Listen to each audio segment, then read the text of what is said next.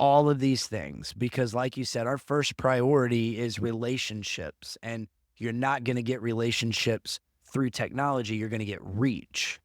And Right. so we want to be really, really careful with how we use technology. And one thing that I've learned when it comes to our phone, when it comes to the internet, when it comes to computers, all that stuff, every time technology advances, our ability to send faster does also.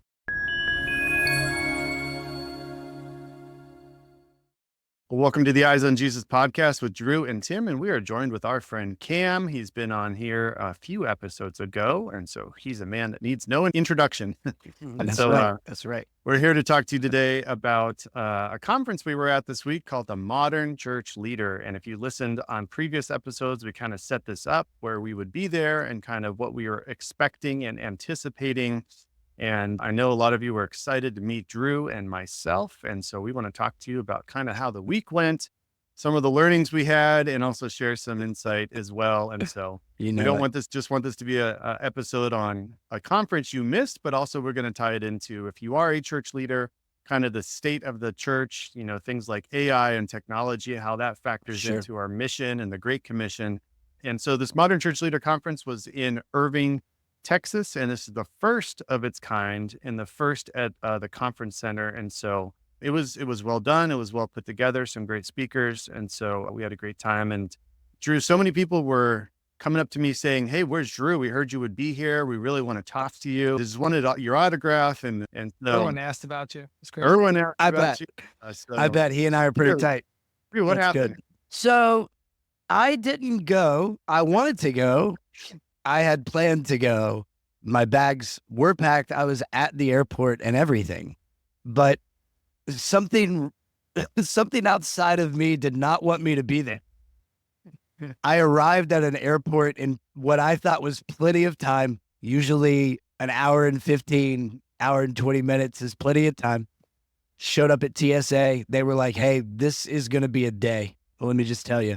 And the line was unbelievable, and didn't make it through the line in time. And then when I got to my gate, I don't want to make fun of an airline, so we'll just make up a name. We'll call it like American Airlines. Okay. And so when I got to my gate, I was there and I was like, "Hey, I missed the plane. I need help. Please let me get to Dallas." And for 3 days, they were like, we can't help you. We can give you standby and you can stand by while everyone gets on the plane and you can live in the airport for 2 days. But other than that, we can't help you. And so I'm really thankful, one, that you guys got to go and that I get to hear from you today and get to learn from you. I'm also really thankful that everything the conference did is going to be online for people like me who apparently should have gotten up at 3:30 instead of 4 a.m. in the morning. And really looking forward now to even like what we had talked about maybe in February of next year and other conferences and another opportunity to do that. Because for people that don't know, like Tim and I have never actually met in person, which is Still pretty haven't. wild, and still haven't, which is pretty wild considering that we've been doing, right, and still haven't, that we've been doing this podcast now for years. And then before that, even we're on each other's podcast. So it's pretty wild that we have that kind of history, have never met, but at some point the universe will align and we will be able to do this. And I'm prepping for February 6th, 2025 in Georgia for that to be happening. And I will be driving. There. Yeah. So you guys tell me, now that you've gone to this conference, you spent 3 days there. Tell me, just kind of, let's start kind of overarching here. I hate to be cliche and say biggest takeaway, but what is something that was said that is like, as you've been a week removed, is really stuck with you and you're like, man, I'm really like still resting on this, sitting on this, and believe that I need to pay attention to what was said. So one thing I really liked is the first couple sessions with a guy named John and a guy named Nathan Finocchio. And then the last one with Levi. One of the things Tim and I were discussing even afterwards is that in a conference like this, I would love for the breakouts to be more focused on that AI technology, and then the large session to be more focused on like the soul of the pastor. And so we're not just getting up there and you're not just talking about the new technology or new wave. This isn't an Apple experience where they release all that's going on, or a D23 with Disney of all these things. it truly is like, hey, church leader, let's focus on your soul and let's focus on why we actually do church. And so Yeah. the first couple guys, it felt like it was antithetical to the modern church movement because Nathan Pinocchio gets up there and he's dressed like a modern day John the Baptist. He gets up there and I mean, just Google him. He wears bucket hats. He looks like he hasn't washed his hair in about 8 years. He's got sweats on it. And that's intentional, he says, and he didn't really tell us why. He calls himself an unreliable Pentecostal, which I thought was hilarious. Yeah. Unreliable. But he asked four main questions, and I thought they're really good. He said, and I wrote them down, some of my notes, but why do we gather as Christians and believers? Why do we gather? What do we offer someone at our church they can't get elsewhere? There's so much technology elsewhere. Why would they come to our church? What do we offer them when they're actually here? What do we offer that's different, but what do we actually offer them? And then 4 is, do people have an encounter with the living God? And he really asked the question, like, what's the point of life? In the Westminster Shorter Catechism says, what's the chief end of man? To worship God and enjoy him forever. And he had this whole deal about how years ago in generations, like, we have forgotten what it looks like to actually worship God. We have forgotten what it looks like to be in his presence and to really strive for his presence, because there's so much technology and people have so little bandwidth and so little attention span that for them, thinking about being at church longer than an hour. I mean, how many of you online watching this as pastors, or all of us as preachers at times? Yeah. We all said, I'm only going to preach for an hour and a half today. Ha ha, just kidding. I'll keep it short. Right. In reality, I grew up and I was at church probably 10 hours a day on Sundays because we're always serving. And there were students at night that my parents would serve at, or we'd always be there. Yeah. And so his whole thing was like, online's great. But the same thing I said a couple weeks back, like, online is great, but your flock who you're shepherding isn't those who are online. It's those who are in the room. And so don't forget about that. Like, the reason why we have technology is so we can shepherd those who are in the room better, so that we can have better discussion, better discipleship, and better encounters with God. And he said the focus of the past generation was the presence of God. The focus of this generation is people. Don't get this wrong. God cares for people, but not at the expense of the presence of God. Right. And so That's if we good. strive for his presence, we will reach people. But if we try to reach people with sexy taglines or great technology or those things, oftentimes we're going to miss his presence. And so he said that, and Levi Lusko said similarly. And so we'll get probably more into that as it goes. But Nathan Pinocchio for me was one where I really had to ask the question, like, am I striving to be in the presence of Jesus? Am I striving to encounter God every single Sunday? Am I striving to let my family have daily encounters with him also? And so those were things that really, above all the AI stuff, which is cool, and it's really about the presence. Yeah. Yeah, that's really good. Like, just hearing you talk about like using this technology for ministry, and even the part there about technology not being for people that are outside of the church, but figuring out how to use it to serve the people inside of your church better. Like, even that little bit immediately struck me as like, oh, yeah, no, you're right. Because when I think about technology, one of the first things I think about is, how can we get what we already have done Sunday out? And then how can we like grab attention, right?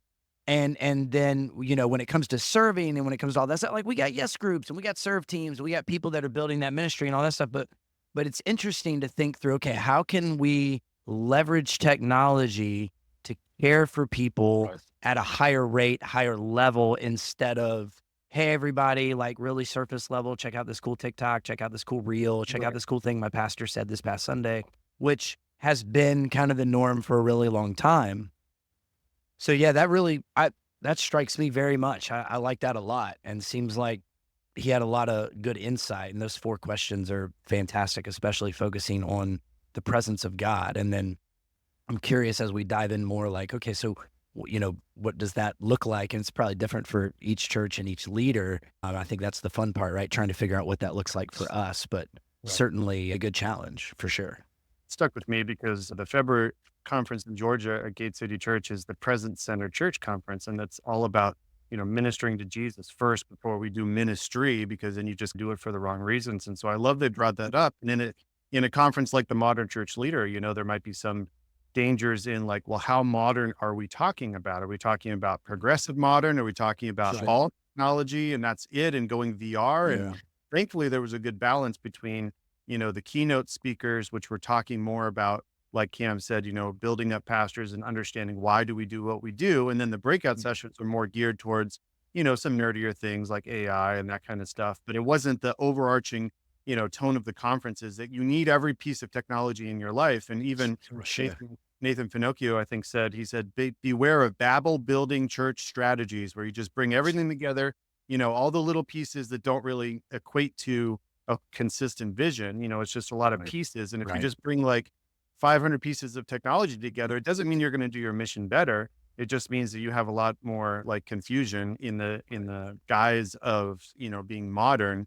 And he also said God rejects our latest innovations in favor of the unknown and the faithful. And so being faithful to what you're called to do in the ministry that you're at, and technology is a supplement. And even said that about AI is it's a resource, not a replacement. Sure. There's even breakout sessions about why your church doesn't need to live stream. I mean, so they weren't completely pushing like technology as the answer, which was awesome because we know it's not. But also like, how can it supplement what you're doing? And the biggest takeaway for me, I think, was one of the speakers says, if you knew, what would you do? And he's talking about, if you knew what was going to happen ahead of time, what would you have done differently? And so introspectively looking back and saying, okay, either through a failing or through a failure or a program that didn't work or even a sermon that didn't work, if you knew that ahead of time, what would you have done differently? And kind of looking back maybe the past year of ministry and saying, okay, why did we do what we do? Are we just doing it because we've always done it? Did something not work that we should have seen coming up?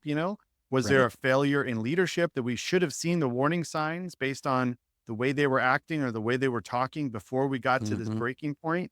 And I think that's really important as we see like just pastors falling in the world and things like in our churches that aren't working. And we know they're not working, but pastors are too scared to change them for fear of losing people. Right. And always asking that question, why do we do what we do? And I think back to Craig Rochelle in the GLS this past year, he kind of said it in a way like, if I came to your church, what would I do differently in your ministry? And I thought about that a lot. Man, if I showed up at my church, he'd probably like clean house. He'd probably like throw away a bunch of stuff that we're doing that like, just think of that mind, right, in my ministry. But then also like, why aren't we doing that stuff? Like, why are we not Right. with that same level of intensity, and for different reasons, but like, that's the questions we should ask. Not that we get to this place where like, I'm perfect and nothing can change, but also like, we should be moving to progression, because if you stay in ministry Right. and you're just comfortable, you just do the same thing you did 5 years ago, you get to a point of either burnout or you get to a point of losing people or you get to a point of, moral failure, unfortunately. Well, two things. I think Drew would have woken up earlier if he knew what to do before. If That's looking right. looking back now, I know.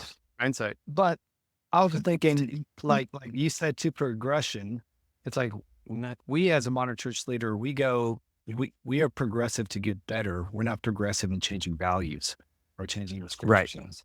Yeah. So Right. that's what, when we speak to, like, we want to have progressive views, it's not in the sense of morality or biblical views or change things based on culture. It's simply based off of, we want to get better than what we were before.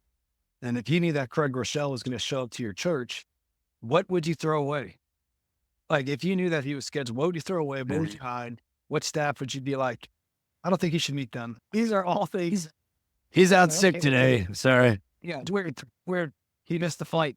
Does he live down the Yep. street? Yes. Yeah. But those Sure are all did. things that you should probably look at and for making a list of. If you knew that your favorite pastor was going to come preach guest, what would you look or do differently in your church? Yeah, that's really good. And what, Tim, what you said about just constantly assessing, like, I feel like that's, I don't know, sometimes I can get wrapped up in doing that like every hour, every day, just like constantly, like the words I put around it are replicate and release. Like, what do we want to replicate? What do we want to release? I'm trying to think about that in everything, emails and Sundays and all that.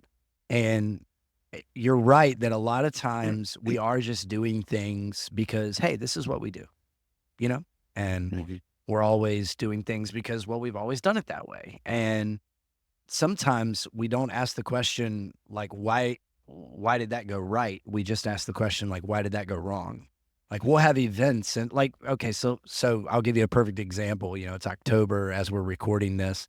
All I see at every church that I drive to is trunk or treat. Okay. And Yep. I'm willing to put money down that someone around you is doing trunk or treat, right? And it's this fun, you know, it's a fun atmosphere. It's a fun opportunity for the family to come and get candy. And, you know, they'll then like our church, right? And if they like our church, then hey, they'll come to our church. The stats around families going to a trunk or treat event and attending even the upcoming Sunday are incredibly low. It's a huge investment for your congregation when it comes to decorations, buying candy, because usually they do all that themselves and pay for it all themselves. And then there's time set aside at the campus, and then you're doing it and you're marketing it, and you're promoting it, and you're doing all these things. And then, you know, everybody's going to be there. And then what does the follow-up look like, right? How do you follow up with people? And then how do you follow up with them in a way that they genuinely believe you over the other churches that they've gone to? Because don't think for a second that the Barker family is going to just one trunk or treat. We're going to like 3 trunk or treats from now until next week. Like we're going to go to 3 trunk or treats. We're not going to go to any of their churches. We're just going to take their candy and give it to our kids. And the reason we're doing that is because it's a healthy environment. So is it serving the community? Well, sure. If that's the purpose of the event, then it's a win. Right. But you've got to assess, like, before you start, what would make this successful? And then at the end, why were we not, or why were we successful? And I feel like so many times we only get our attention grabbed if it wasn't successful. And so for many, many years, decades, Trunk or Treat has been one of those events where nothing broke. It didn't hurt anybody's feelings. Everything happened. We accomplished it. We did it. We had the event. So it must have been successful. But if you actually ask the question, how many people go to your church because they attended in the last 10 years a trunk or treat event? So then you either have to say we shouldn't do it, or you have to say, wait, in order to be successful, this is the filter we're thinking through. So it has to be one or the other. Like you have to change what makes you successful at the beginning, or you have to be willing to admit that this thing that we've been doing at every church for 25 years doesn't work. And the parents have figured it out. They've figured out that they can just hop from place to place to place and get the candy. And so I use that as an example, but I think that's a really healthy thing for everyone to be thinking through, not just ministry leaders, but you know, look at your family, right? Like what's working in my parenting, what's not working in my parenting. And depending on what day you ask that, you might have different answers. Right. What's working in my marriage, what's not working in my marriage? What should I replicate? What should I release? What's going well, what's not going well? How many times have I been doing this perpetual habit and it's been leading to consequences? Maybe I should stop doing the habit. Right. So it's a natural thing to do, but we get so comfortable in setting our ways, not just individually, but as an organization, that we run from those tension in those conversations. So I love that. I think that's really, really helpful to everyone for sure. Well, and the same thing with technology online is they used the quote that we're digitally connected, relationally disconnected, is that if you have a digital presence and you're getting views and you're getting shares, what does that actually mean? Are people actually churched? Are they discipled? Are they growing in their faith? Or are they just, you know, hitting that button, moving on to something else? It doesn't mean they're coming to your church. And it doesn't mean they have to, but also relationships is where we further the gospel and discipleship. And so I think that's a good, you know, we think about just adding a new piece of technology. What does it actually serve in our mission? What does it actually help us do that we're not currently doing? And that was a big question that we just need to keep asking ourselves when we go back to the why question. It's really good. We had some breakout sessions too. Cam, do you want to talk about the ones you went to? Yeah, I went to one that was pretty fun. I think there was one that we talked more about like creating environments and buildings from guys that helped create Disney parks. The guy was just in Shanghai, working for his own company. But it was really good because there's the idea of like churches need to think outside of the box when it comes to the box that they create. Actually using it for just a Sunday morning, because a lot of churches only have their building really open 12 hours a week. All the other ones are just staff or assist other people, or they're not even in their own building. And so we're actually utilizing that to impact the community. And so what they're seeing is this movement towards more churches having community centers, not necessarily just churches. And so I thought that was a really unique idea. Like he was telling me that Life Church with Craig Rochelle up in Colorado.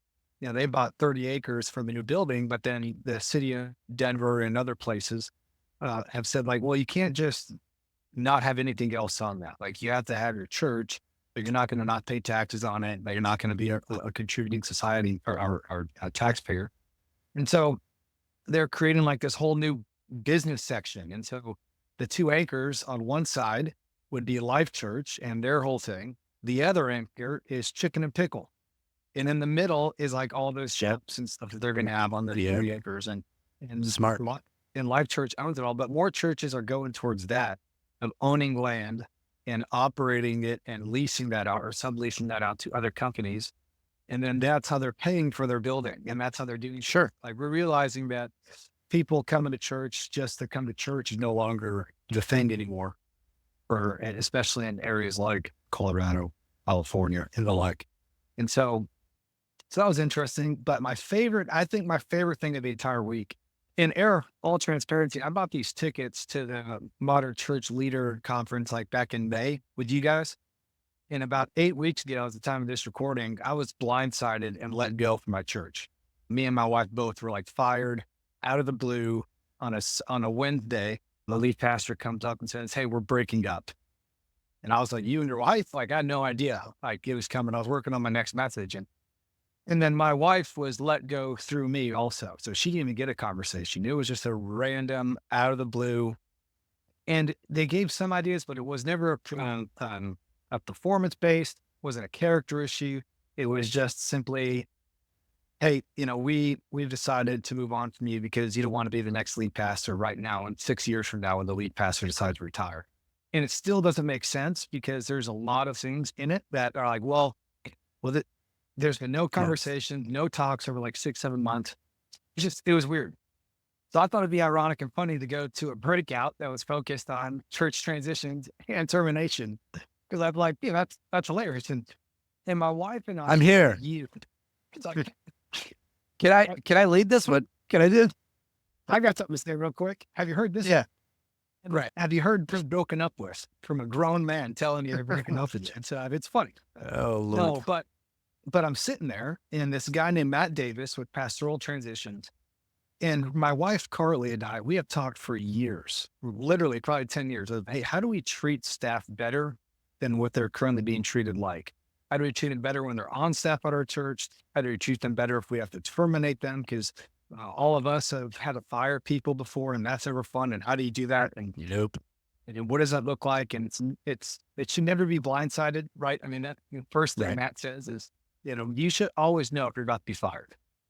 But for me, I'm sitting there and I'm hearing these stories and I'm seeing exactly of what he says that this company does, Pastoral Transition. They help churches counsel the person who's just let go for 6 months.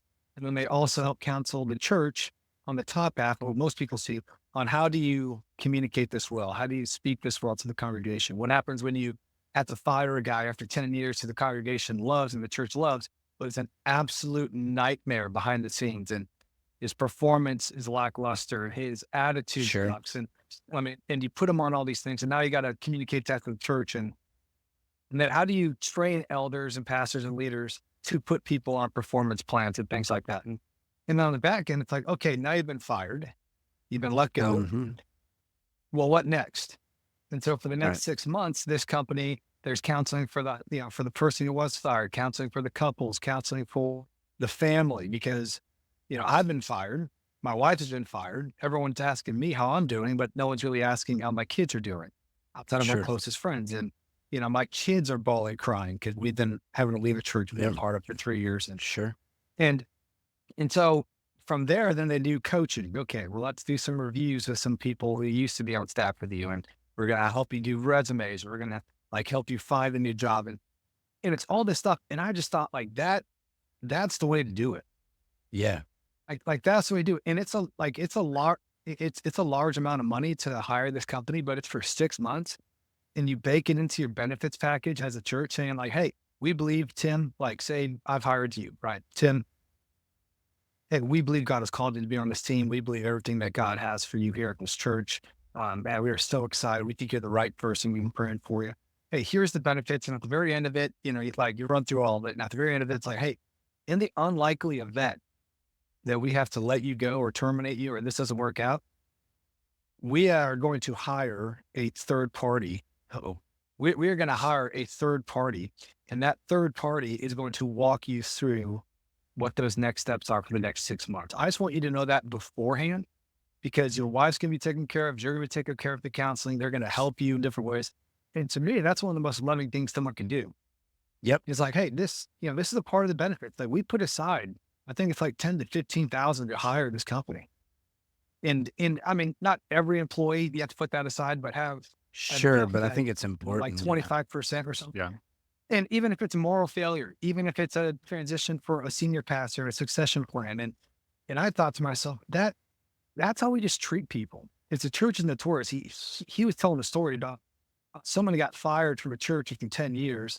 He wasn't allowed to clean out his office, and the church dumped all of this stuff in his driveway in some cardboard boxes and didn't even tell him that they dropped it off. And it wasn't for like a moral failure or anything. So it wasn't even like angry, like, how could you do this to me? And the guy's embarrassed to tell his non-Christian friends because that's how the church treated him. And then Yeah, how do that you makes communicate sense. that? And then how do you, and so for me, I just thought, man, that's Golly. like, even the like technology thing's one thing, but technology is great. But if we can't treat people well interpersonally after something like this, and one of the great things she said is what hurts you isn't going to heal you. And so a lot of churches say, oh, well, we want to come alongside you. We want to do that. And a lot of other guys are like, hey, why don't you just take a hike? Why Yep. don't you just step off? I don't want to talk to you. People are like, Yeah. oh, we're praying for you. Don't care right now. Like, you just completely disrupted my family. And so going through all that in a fresh perspective and realizing it's just something my wife and I have been talking about for years. Yeah. Something we're currently dealing with, being let go. And no matter how well churches think they treat people, they don't treat them nearly as well as they should. And it's always a hard situation. So I talked to Matt and like, dude, how can I help? How could I help be a part of this or help you with pastors in certain areas? Because that's something I've been thinking about for a while, that we got to treat people better. So that was great. That was fun. That opened up some new wounds. So that was good. Wow. Just kind of like, First of all, obviously hate that for you. And Tim and I know, and now obviously listeners know as well, it's a terrible situation, not just for you, but like you said, your entire family. The way it was handled was certainly, we could have a whole episode on that, and the destructive approach to that and the casual approach to that. But I love that there is a company that's like, hey, we see that this is happening. We're not going to stand by. Like, we're actually going to try to provide a solution. And as expensive as it is, like, whatever, like, this is the cost of people, and there's going to be people that serve you in ministry that suck and that really pull the life out of you, and that you are not sad at all to be parting ways with, because it's going to make your life so much easier. But in that situation, you got to ask yourself, like, am I the best guy to be Correct. continuing to support them because I'm happy about this? And then there's other times where, I've had to sit down with somebody before that I absolutely like adored. I loved doing ministry with this person, but like, we just couldn't continue. We couldn't have it happen because of some things that were going on. And you have to have that conversation. And then it's like, okay, well, am I the best guy after I've put all this emotion in to kind of keep holding on to all that emotion? Is there then going in?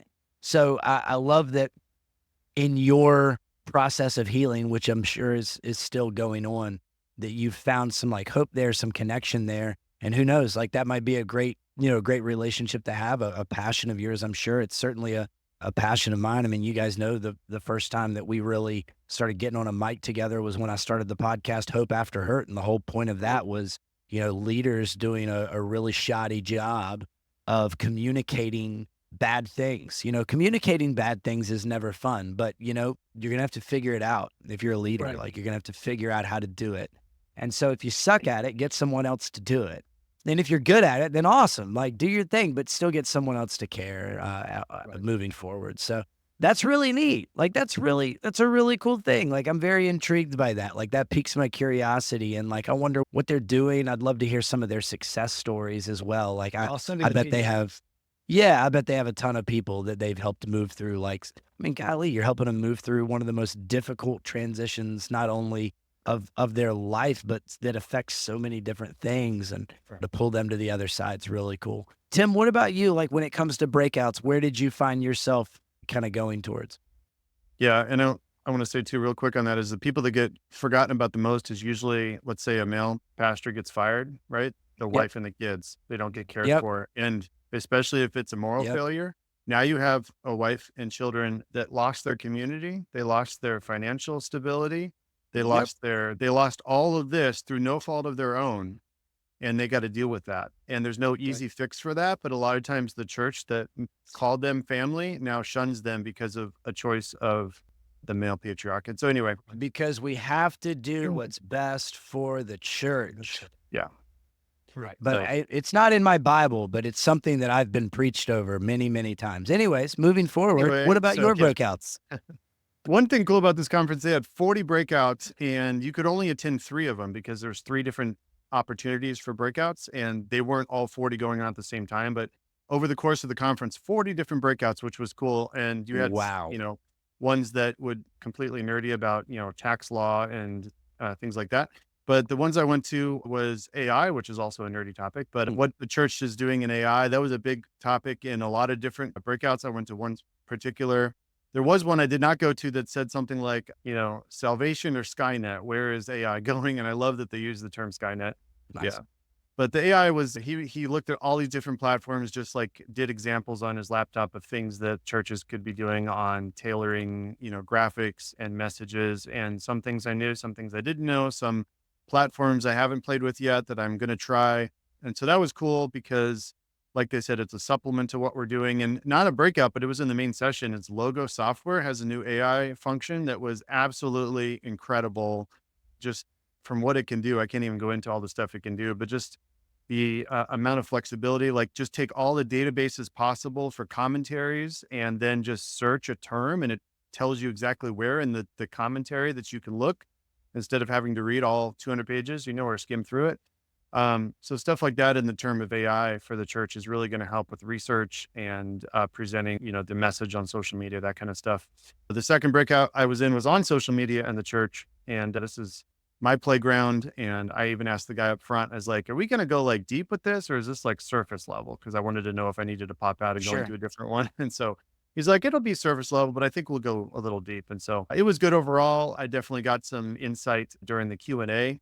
I think I asked 3 of the 4 questions that were presented Ooh, during the Q&A. tell me what did you give me an example of something you asked that you were like, ooh, that's a good So I asked about hashtag strategy because this changes year to year based on algorithm changes. And it used to be that you use as many as possible. And now it's like you don't use them on say Facebook or 2. LinkedIn. You do use Right. like 5 on Instagram and you use all of them on YouTube. And then you put a hashtag in the description and in the subject. Right. So there's all this stuff. So I asked that, and it was a cool because there was a guy there from Life Church, one of the campuses named Bo, and the speaker was kind of going to him for some stuff too. And I got to talk to him after, and he's like, "We don't use hashtags at all." I'm like, "What?" That goes against everything I've heard.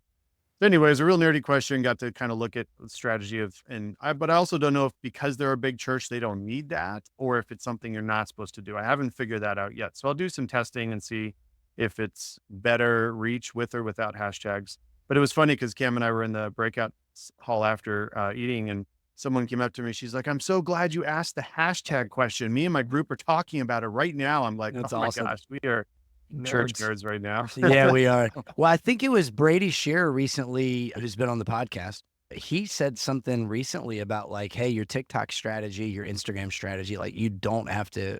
He was like, you don't have to use hashtags. And then he was like, if you are going to use hashtags, kind of like you talked about, like, don't overwhelm, in the process. Of course, YouTube's a completely different platform than all the Yeah. others. But yeah, I mean, that's a great question. Like, of course, with Life Church, it's like, hey, we don't have to use those. It's like, well, that's great, man. But as soon as someone said Life Church, like we know what you're talking about, Yeah.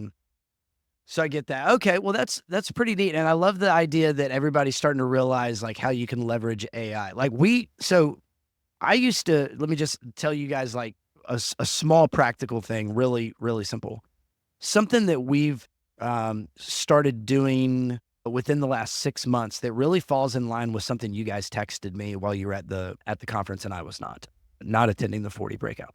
You guys texted me that it was important to recognize how technology can be submitted to ministry, and that in everything that we're doing, like, we want to make sure that it's moving towards ministry. We're not just doing things because it's cool.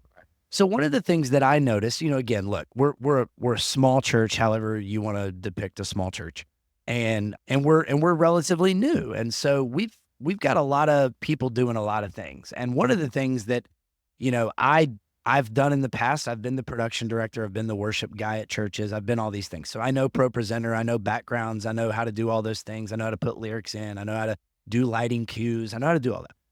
And one of the things that's always been important to me is like, let's create an atmosphere. Let's create an atmosphere. Let's create emotion too, right? Like, we want to have emotion through music, emotion through lights, emotion through all these things. And one of the things that I've been trying to move towards is exactly what you're talking about. Let's make sure that, like, technology's serving us. And and how well am I setting up a volunteer when the lyrics are a little bit laggy because the video is the back screen that we're using is so is carrying so much weight that the computer can barely like move through it, and so now there's a lag. Like, how well are people going to be able to sing lyrics? And then how many lyrics should we have on the screen? Like, how many can you read? Like, we don't want necessarily a bulletin for you to hold, but at the same time, like, do we have to just go one little phrase at a time? Like, Right. and do we have to have all this motion in the background? Do we have to have lighting scenes? Do we have to have movers? Do we have to have all these things?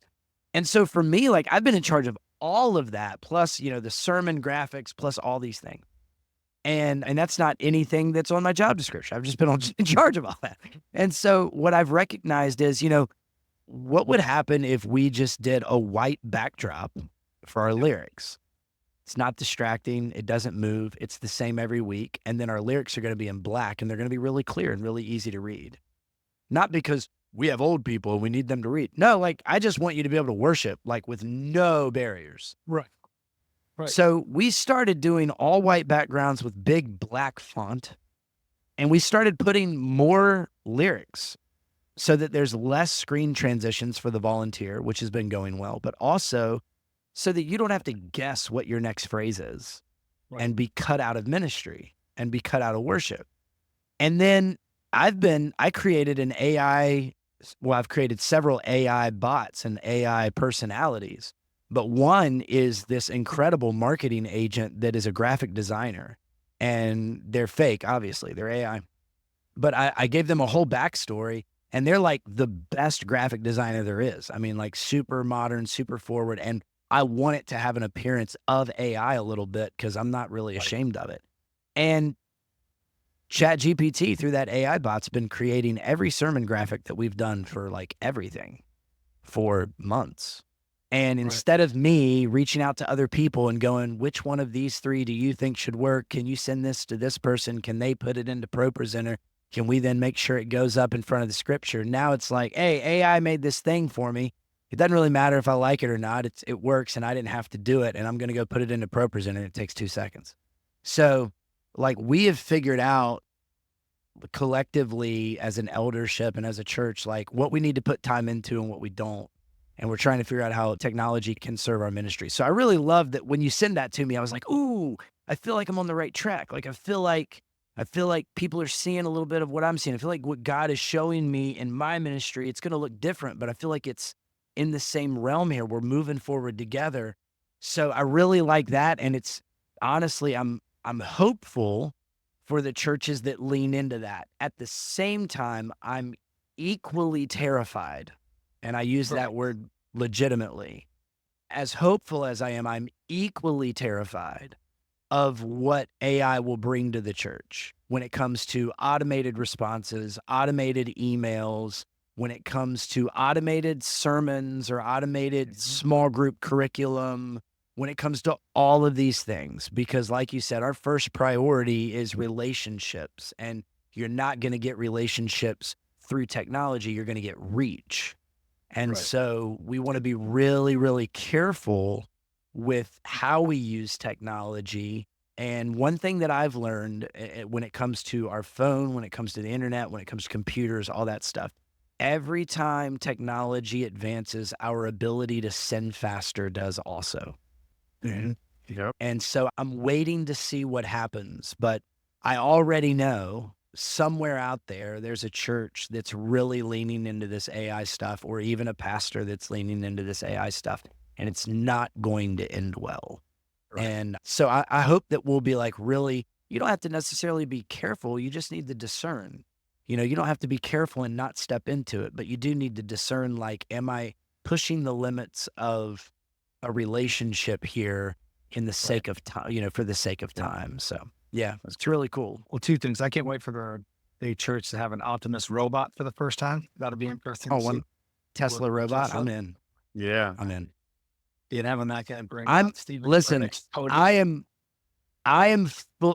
listen to me. That will happen. Yes, That will 100%. happen. And if there was a church to do it, that Dude. might be the one. Yeah. That might be. Yeah. Yeah, maybe. I don't know. The thing I like about Life Church is they will step into like VR, like they'll step into worlds and they'll Transformational. dip their toe into things.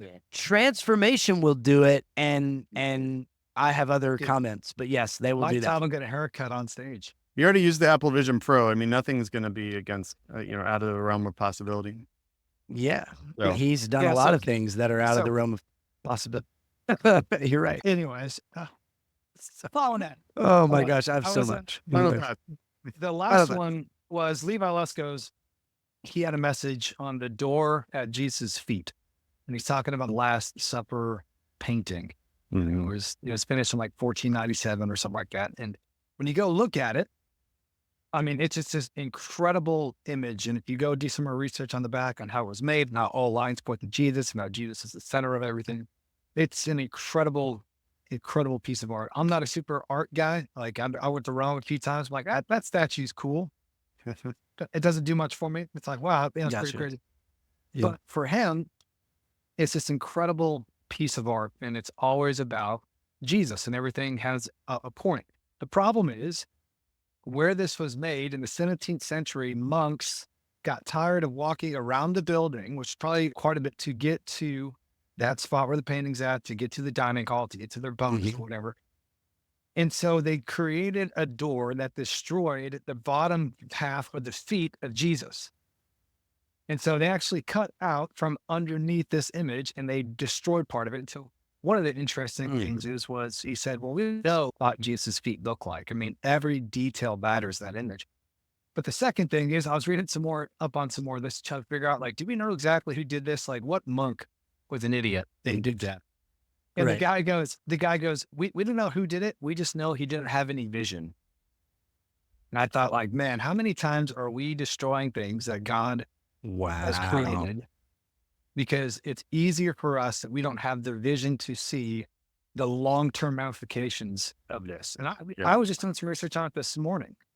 I was like, man, at what point are we destroying things in the church long-term? And that might go back once again to Nathan Finocchio, that in the hopes of reaching more people, we've destroyed discipleship because of our seeker-centered view, because we haven't had long-term vision, because you want to put more people in seats.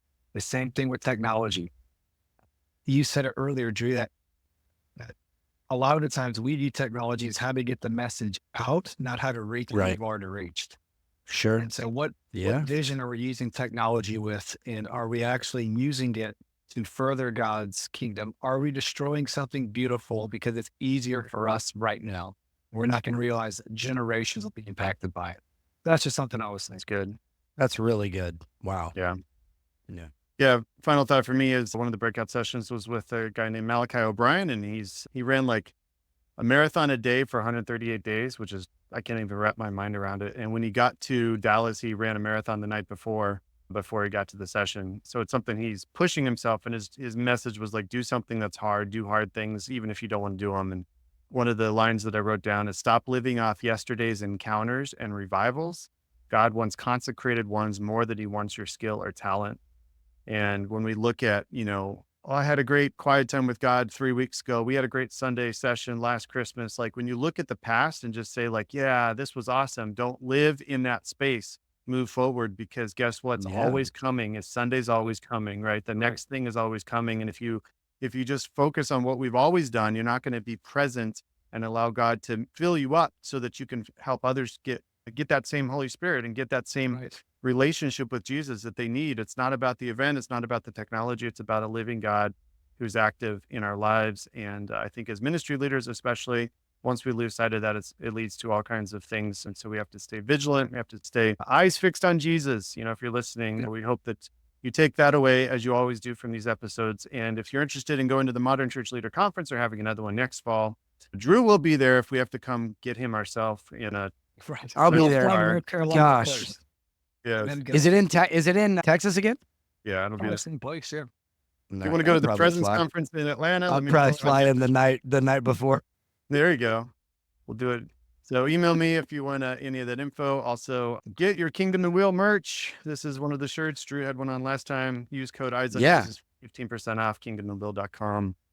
I wore my sweatshirt Sunday to preach in, man. They're good. Nice. They're They're really really good cool. stuff. Yeah. I just got a really bunch are. of new stuff in yesterday. So, Cam, thanks again for Sweet. coming on. Probably see you, him guys. again on this podcast. So, Love it. You and know it. until next time, go with God, grow in discernment, and keep your eyes on Jesus.